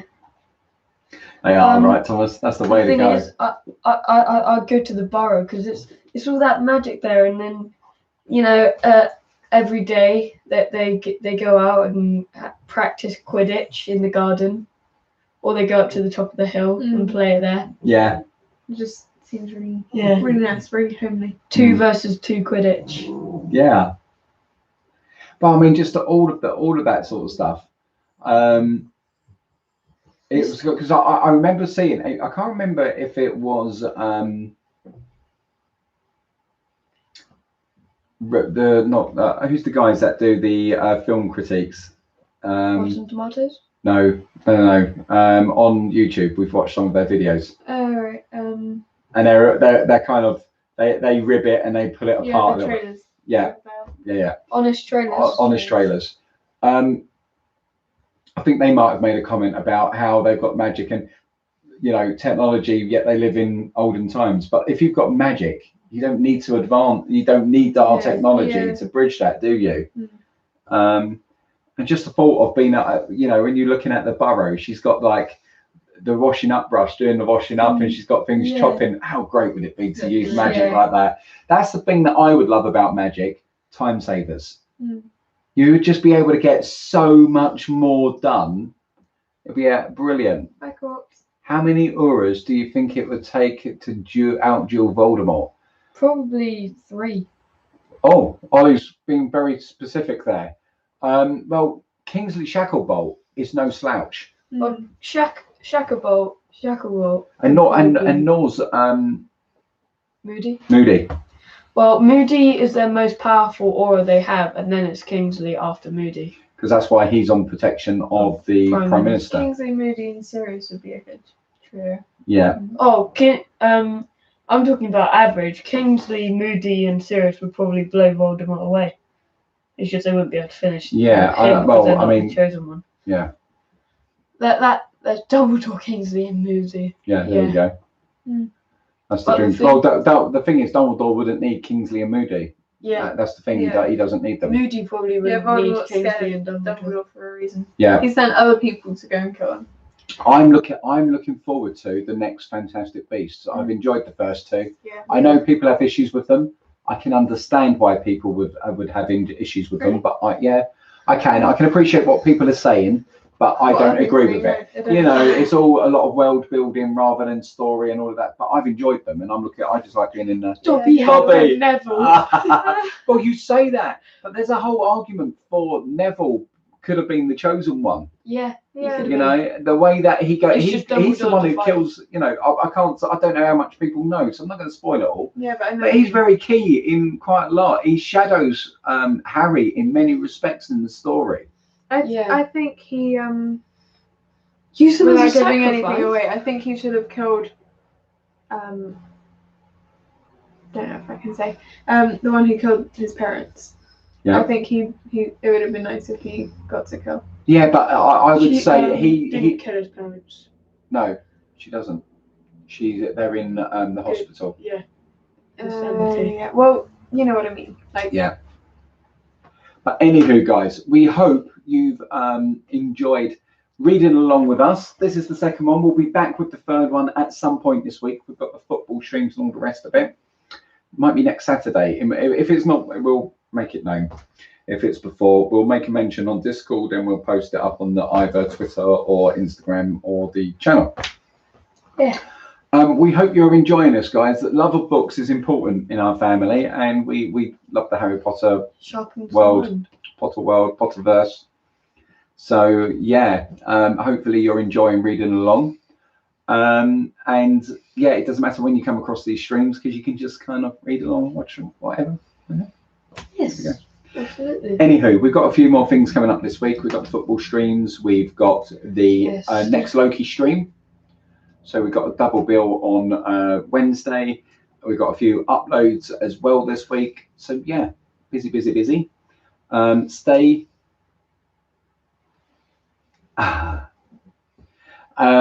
Stay happy, healthy, and safe. Thank you for spending a bit of your evening with us. Hope you have a great week, guys. Take care. See you again soon. Bye. Bye. Look, I actually ended the stream properly. I need a badge for that.